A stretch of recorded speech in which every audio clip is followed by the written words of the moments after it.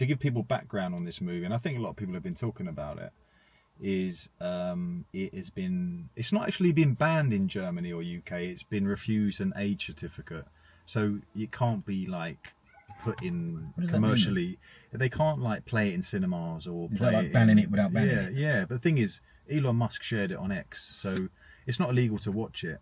And so, you know, he's got a platform of about 240 million or whatever, isn't he, on X or something? So plenty of people, I think Tommy also shared it. Obviously. And when I heard about it, someone said there's a video of people just shooting Muslims. And so I thought, okay, I'll give it a watch so we can review it now. I've seen the bits of the film where he's basically executing the family. Yeah. That's been clipped up and gone out on social media. So I'll be honest with you, the first hour of the movie, I didn't see much. There was barely any, unaliving of Muslims. Right. There was a tone barely any or none? I don't think there was any. Right. But there was the policeman that passed away, that got unalived. There was an anti-immigration theme, so it kept coming up that, you know, on the news and all these, like, they would show these social media clips of, you know, we love this guy and the immigrants are coming over. So it gave the feel that immigrants were coming over. But there was actually a scene where there was these two white guys in a bar that were trying to, they put something in the drinks of these two girls they were with. And he switched them over. So clearly the white guys were about to grape these two, and he switched it over. So he talked badly about Trump, and he seemed to be very anti-establishment, that the police are letting all this happen, and you know, Trump's letting them all in. So is it about the police being part of the problem? Yeah, it's very much about because he actually unalives a judge. A judge who is that the one who let done the thing in his injection in his neck? Yeah, that's it. So he took him out to some place and slit his wrist, and it's very much about, you know, slack judges and people kind of allowing migrants to get away with stuff. The other point I'd make about the film is that it was crap. It was crap. I don't know, just crap. Yeah, it was like a B movie or something. One of the actors seemed to, you know, the main guy seems to be ex-Hollywood that had some problems or something, but it really poorly done, and it basically is a massive build-up. It's a bit like Taken, you know, Taken, like, it's a revenge movie. This guy, even people that don't pay their bus fare, he goes up to them and says, you know, you got to pay your bus fare, because if you don't, 10% is lost, and then everyone else pays more. So he's kind of this moral guy that's going around, ex-military, that's going around kind of trying to put things right. But the build up, the whole film, because I was thinking this ain't that bad, until the last scene, which I think you saw. Yeah, I think I've seen that. I've seen most of it. Yeah, it's when he's got the silencer and. Yeah, should we play it? Yeah, go on then. Because I think for people that don't, you know, you don't need to watch the film. You just need to watch this bit to understand, and then we can talk about. And is the court from your country? Of course. Because your son and his friends had to rape that 14-year-old girl. They were so traumatized from their childhood that they couldn't keep their dicks in their pants. He's young. He don't know nothing. Is that why you did it, Yusuf? I'm sorry. I'm sorry we did that. We thought she wanted it. You thought that she wanted you to grab her and pull her into a bush in the quiet part of the park. But she wanted you to put your hand over her mouth while your 7 friends took turns raping her. She had to crawl out of those bushes on her hands and knees. And now she lives every single day afraid of what you and your friends might do since you were acquitted. It was very good work by your attorney, by the way, painting them as the victim. What was it? Traumatic integration? But we're all getting mental help now and support. We will be better in the future. I promise that. It's the right answer. The only problem is that on your social media, since the event, I have not seen any regret or empathy. In fact, I think you said that she deserved to be raped. What I mean is that they dress wrong and just make boys horny with their mini skirts. They show their legs and breasts. You wrote that she deserved it. I will delete it. Are these the values you're teaching your children? I teach him the values from Quran and these values from our family. Well, if these are your values, that women in America and Europe deserve to be raped because of a dress code, why did you come here? You know that we have several war in our country and we have a dangerous life. That's why we are here. And I think you know that. Do you know what I think? Why? I don't think it was the good ones that got out of your country. I think it was the bad ones. And I think you brought with you your archaic value system and your commitment to religion over democracy and over anything else, including the rule of law. There's a lot of far-right tropes in there. In that one. See, people, what it seems like what he is playing on in there is a lack of justice. Yeah. Victim blaming. Yes. She wasn't dressed appropriate. She wasn't dressed. She was dressed. It's a Muslim family that are literally justifying the rape, aren't they? And almost the guy suggesting we learnt this from the Quran. Yeah, when he says I teach the values, and we brought this over from our country, and this is how we treat girls. And that was a message. That was a message. Yeah. Yeah. And obviously he's gonna unalive them in the movie. That's what happens, isn't it? Their friends come over and he just unalives all of them. So that's what people want. So where they are denied justice by the law, and like I said, I think purposefully, with these types of crimes, now they're putting out these type of films where it's like, well, the law's not going to give you it, guys. You're going to have to find your own justice. You're going to have to do justice for yourself because the legal system of the land clearly isn't on your side and clearly is on the side of the criminals. So it's a very dangerous message. Because once you start breaking down law and order, everything's up for, everything's possible, isn't it? Yeah.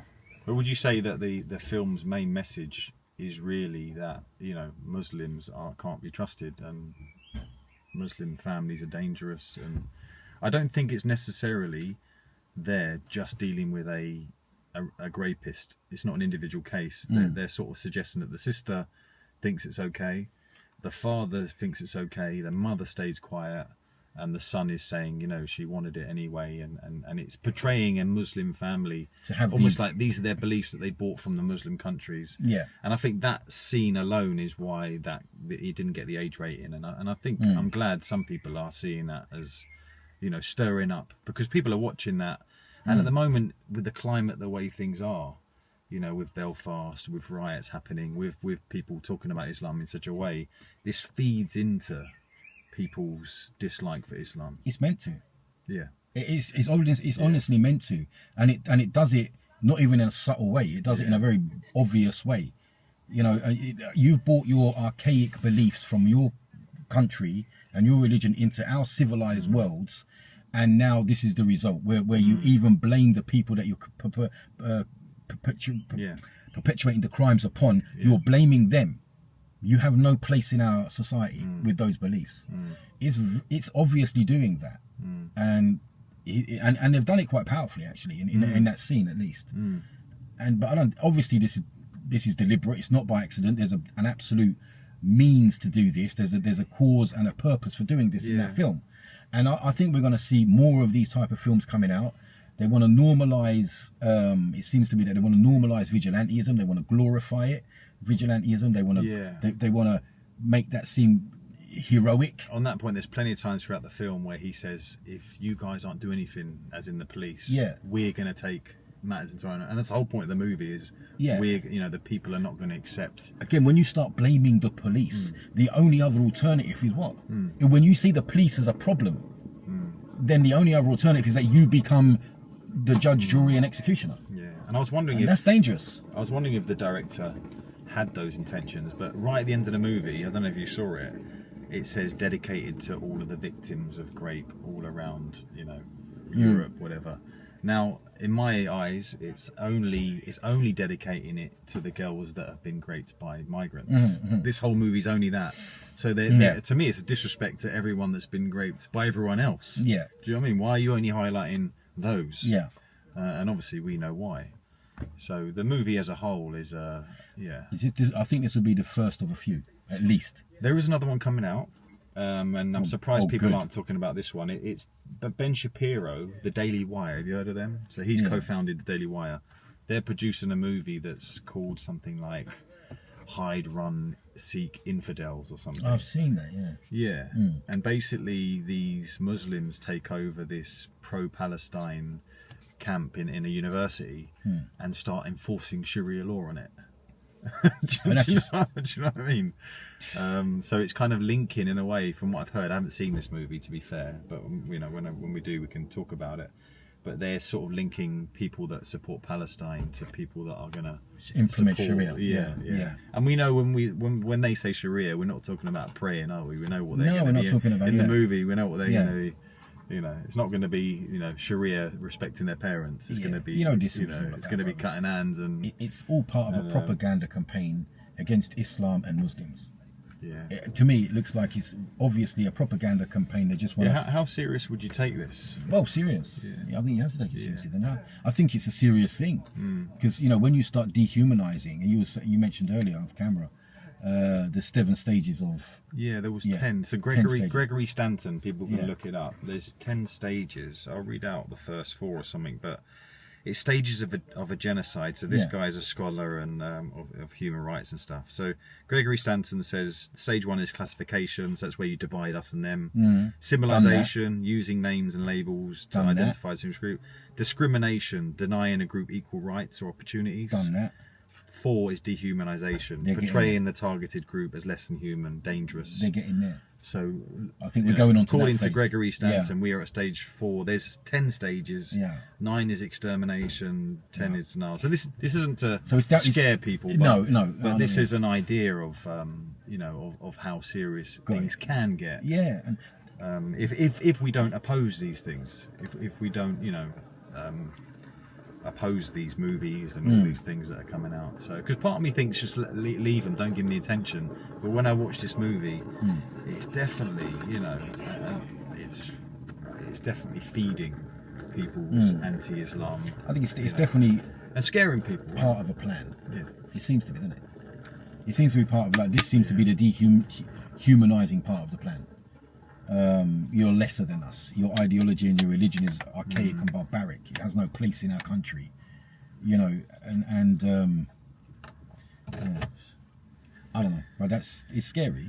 Yeah. It's scary. And Elon Musk has he's pinned it or something. Oh yeah, I guess that's the other point. Elon Musk sharing it and Tommy and all that. Well, Tommy's I mean, they're gonna not even. Why wouldn't he? They're not even subtle about it anymore, are they? How Sharing can a he not? movie. Imagine as Muslims, we created a movie that just kills kafar Yeah. and shared it around. We'd all be arrested. Oh yeah. Do Yeah. you know, we'd all be arrested. Yeah. These guys quite happily can make a movie like this and share it. It's So that's the other point. There's the repercussions of this. There isn't. It's become. See, that's what I'm saying about. Become normal. Yeah. It become normalised. Yeah. You know, they done that cringe march, that Unite the Nations cringe fest. Oh yeah. Imagine that you took away the word Islam from what they were saying and replaced it with the word Judaism or Jew. Yeah. It wouldn't have happened. No way. And I don't think all over it. And I don't think it should happen. Yeah. But the fact that it was allowed to happen for Muslims, it just goes to show how far they've taken it over to that side. I don't think you would have been able to do it for any other. I'm not saying you should do it for Judaism or Jewish people. It's just that if you replace the two, as well, yeah. if you replace them, it wouldn't have happened. No way it would have happened. Let's get rid of Judaism from this country. There's no place for Jews and Judaism in this country, mate. That wouldn't last 5 seconds. That wouldn't happen. You know what I mean? And it shouldn't happen. But the fact that it was allowed to happen about Muslims just says now how acceptable it is to say that stuff. And to be normalizing that stuff. And once you normalize that type of hate, what's next? Vigilantism. Because after all, they deserve it. And that scene that you showed just now is a part of that plan. Yeah. And if people in can't Ireland, see this, we've seen mosques burnt down and people attacked. Yeah. And, people getting beaten up in the park or attacked in the park that had nothing to do with anything. Charity runners. Yeah. The guys, and look, if someone was in a park like being inappropriate with kids, they get what you get. Okay, those guys weren't doing that. Clearly it looked They were saying they just smiled at kids, right? Who's to say they even done that? I mean, blood can't smile now. You know what I mean? I smile at kids. I smile at kids. I smile at old people. I smile at everyone. You know what I mean? But those guys, wasn't they filmed or photographed doing a charity run? Yeah. That guy just wanted a bit of clout in Ireland. He just wanted to make a thing on social media. I hit these guys for being in a park. Yeah. I'm going to get viral views. Yeah, you did, but not for the right reasons. Yeah. You know what I'm saying? You should be nicked for that. Because I don't think them guys had anything to do with it. Everything suggests that uncle was a good charity guy. And they ran away. They were scared. They were scared. Real shame. Yeah, I mean, they shouldn't, he's doing a charity one that he does frequently, apparently, isn't it? He's part of that jogging charity group or whatever. And now he's been assaulted in a park for something that he had nothing to, and being accused of the worst sort of stuff. Yeah. Mate, but this is, and then you had that old Somali lady in Finland, was it? Being screamed and shouted at. I didn't see that. All right, so there's a man, he's screaming and shouting at this old Somali lady in Finnish or whatever they speak. Yeah. And he's filming himself doing it. Now they're so brave that they can film themselves and post it. Yeah. Abusing old people. This is the world that we're living in now. This old woman had not a clue what was going on. He was calling her racial names and stuff like this. Yeah. But this is becoming normal now. And then when you get these right wing, I'll stop saying right wing. What are we calling them? Nationalists. Yeah. When you get these nationalists that make their posts about migrants and Muslims and this and that, and then this type of thing happens, and then they go, oh well, we didn't want that to happen. No, that's not what we want. We need a bit more unit, a bit more. Mate, you're the reasons that happening. But here's a movie. Watch this. Yeah, you've just made 20 videos saying about this time, and then once something happens, you make a video saying, oh, we don't want that to happen. No. Yeah, that's really. Too far. Yeah, that's too far. No, that's not fair. Yeah. Well, the 20 videos you made before that, mate, must have been you got to take some responsibility for that. I remember, would you say, going back to the movie, I remember growing up in Hollywood, the bad guy was generally always either a Muslim or a Russian. Or British. Or British, yeah. Posh That's British. true. That's true. Yeah. That's true. So wherever you are, I guess they always make the enemy someone the else. other. Yeah. I guess this movie is because of the climate we're in and the kind of anti-immigration rhetoric that was portrayed in it. Because there's nothing unusual to see the the baddie's got a Muslim accent, or there is no Muslim accent, Arabic accent, yeah. And a turban and whatever. Yeah. I mean, it's very cliche to have that sort of baddie, the bad guy, but now I think they're doing it in a different way. He's not just a caricature of a bad guy. These are like ordinary Muslim families that have brought their backward religion and ideology into a country and playing the victim when they are actually the criminals. Yeah. And then the law, and the other part of that film is, like you say, he's constantly saying that the police and the legal system have let you down. So hence, what's going to come next? People are driven by wanting justice. Like we said, when you see people getting away with stuff, you feel there's an injustice. You need to balance that out. Yeah. It's like when Jimmy Savile died without going to court. They all come out. They all knew about it before, didn't they? Yeah. But now it come out after he died, and people were pissed off because if you knew this at the time, why didn't you arrest him and deal with him at the time? So there was a sense of injustice. But as Muslims, we know that he's in trouble anyway because we believe in an afterlife and an account. But see, when you take away the justice from people, I keep doing this. People are going to think I'm on the gear. That Tommy video. You're doing it as well. What's that we are? Yeah. No, I really just want to have a good old pick of my nose. But no, so the people want justice. And when you deny them justice, it's instinctive upon us to want to balance that out. It's like there has to be justice in life. But the idea, and we might disagree on this, to me, the idea that the police are just covering up Muslim crimes is absolute nonsense. Like this two-tier policing, I don't buy into it. No, look, I used to, before I was Muslim, it was cops and robbers all the way. You know what I'm saying? I wasn't with the police at all. And now when you grow up and you realise that actually I was the problem, not the police. I don't believe that most of the police cover up crimes. No. Although there are some bad coppers, if I lose faith in the legal system, then completely lose faith in it, then what's next? And well, I'll correct that. I believe there is two-tier policing, but it's more towards black people, or I can understand why they lose faith. Yeah. And this is because of that race action. I want to believe that the police are fair. I want to believe that. Yeah. It's safe to believe that. It's comforting to believe that. Although I know there are bad police, I still want to believe that the police are basically good. Yeah. You know what I mean? I do. Even though I've had my fair share of run-ins with the old Bill many years ago, I want to believe that the police are good. I don't want to believe that they're It's corrupt. just that the stats show that you know, black people are more likely to die in police custody. Black people are more likely to be stop and search. Black people are more likely to be. So it's black women are more likely to not get medical care when they're giving birth and things like that. And this could be systemic, where it's just the way they're viewed.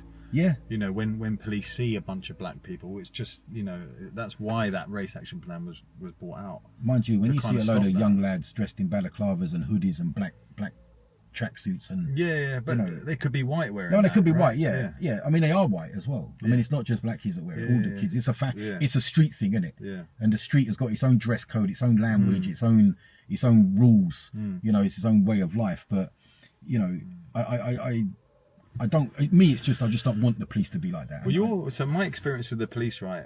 I was speeding once, and I was definitely speeding, going really fast. I had like a BMW convertible, and I had my other half at the time in the front seat. The police stopped me, and I was going way over the limit. And the geezer goes, "All right, mate, just next time slow down a bit." And I remember thinking that was really light. That's the only time I've ever been stopped by the police, and they let me off with like a laugh.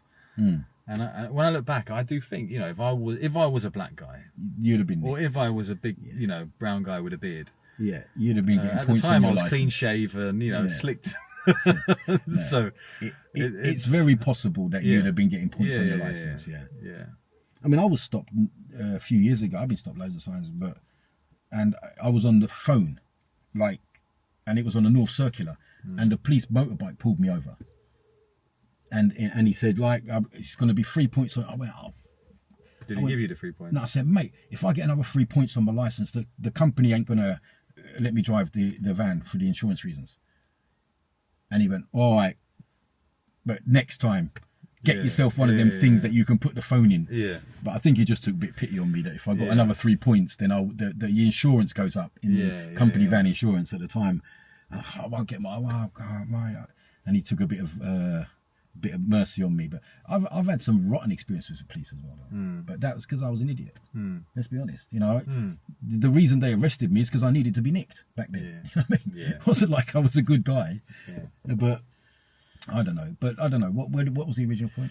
So I guess going back to the movie, Right. innit? I mean, it's. I think we're finalised by saying this is more going to come. This is part of a bigger picture, bigger plan. This mate. isn't by accident. Not at all. That, you don't make a film by accident, do you? No. You know what I'm saying? And the message is clear, and I wouldn't be surprised if there was. I don't know this for sure. Someone will try and copycat that. Yeah, and I wouldn't be surprised if there's funding behind that one. And you know, even though they can say, because remember, it's not banned. It's they don't give it an age rating. Shadow banned. Yeah, exactly. Sort of and on thing. social media now, people, you know, Ben Shapiro is going to share the hell out of this new movie, isn't he? So what if they don't play it in the cinema? People are still going to be watching. Oh yeah, that'll that get probably more. And if anything, it gets views. If you ban a film or you fail to give it an age forbidden fruit, classification, isn't it? yeah, it's like, oh, they're stopping our freedom of speech. Let's all watch it. No, I'm definitely going to watch it. Yeah, watching it. It's worrying times, bro. I mean, I'm genuinely concerned about the direction this country is going to. And if I could, I'm going to film this because I want this bit right. So I'm going to save what I'm going to say. Yeah. Right. So there's Jordan, there's me. I am genuinely concerned the direction that the UK, Europe and the West are going down with this anti-Muslim push. Now, is the answer to try and reach out to the non-Muslims and try and build bridges with them? I believe that it is. Do you think it affects us? More than anyone. I look at you in the street and I don't know you. I'm not going to say there's a Muslim guy. But if I'm an anti-Muslim and I know that you're Muslim, I hate you more. They hate us more, let's be honest. Yeah. As white reverts, we are hated more by the patriots than we would be if we were brown Muslims. And if I think reaching out to patriots and getting them on podcasts where we can have honest discussions with each other would help, I will definitely be interested in doing that. Definitely. I'm happy to have an uncomfortable conversation, not an argument, because I think we need to take this away from the people that are pushing it and have this out ourselves. Yeah. Because I'm all the way into this religion. I'm not backing out. Yeah. Not for anyone or anything. And nearly every Muslim's that case, right? I hope so. Yeah. If they're not, they're in the wrong. They're in the wrong place, mate. You know what I mean? And there will be Muslims now coming in the next 5 or 10 years that will leave this religion all but in name. Sure. All but in name, because a lot of these people will not be happy until you leave your religion. And for me, that ain't gonna happen. So you either unalive me, I make hijrah, or we work something out. Yeah. That's how it is. Yeah. But there will be Muslims out there that are that will leave their deen and all but just be called Muslim. Yeah. And even that won't be good enough. Allah says this in the Quran. They will not be happy until you leave your religion. Once you start making concessions, this is the thing when you go in with these people and you're going to cooperate with them, like Liam Tuss, for example, the concessions that you would make wouldn't stop. Yeah. Until you're in the pub doing what they're doing. I was thinking the other day, right, with Tommy Robinson, like, saying all the boats stopped. Stop them all. No grooming gangs stopped it. All the grooming gangs stopped. It never happened again. Yeah. Would Tommy suddenly go, you know what, my job's done here? Yeah, let's go. I'll go and get a proper job. Yeah. I'll go and get a proper job for once in my life. He'd be making up stories. He'd be going, actually, I don't know about, you know. Tommy's a special case, though. Yeah. He's not your average patriot. He's making a living. A tool. He's a pawn on a board. And he's not the average, he's not your normal case. This is why I don't put him and Liam in the same category as such. Liam just, I think, doesn't have the right information or believes the wrong information. Tommy's a whole different ball game. He's like, he's their colonel, as they call him, innit? Yeah. You know what I mean? So he's a different. I don't know what he would do. It's gone too far for that anyway, isn't it? Yeah. He hasn't got many moves left on the board to play. I don't know what moves he thinks he's going to play, but I don't know where he's going to go. His long-term future is, well. Yeah, well, he's probably made enough. Is enough? I mean, he's got expensive habits, isn't he? You know what I mean? So, true. When is enough? Yeah. You know what I mean? Yeah, so he looked terrible in that last interview, man. Mate, he didn't. He looked rough in the Oxford Union. I can't wait for that video to come out. I can't wait. Yeah. Inshallah ta'ala, may Allah make that video come out right now. Yeah. Yeah, right now, because people are going to see a lot that in that video. He must be due any day now. Out of his absolute nut, mate.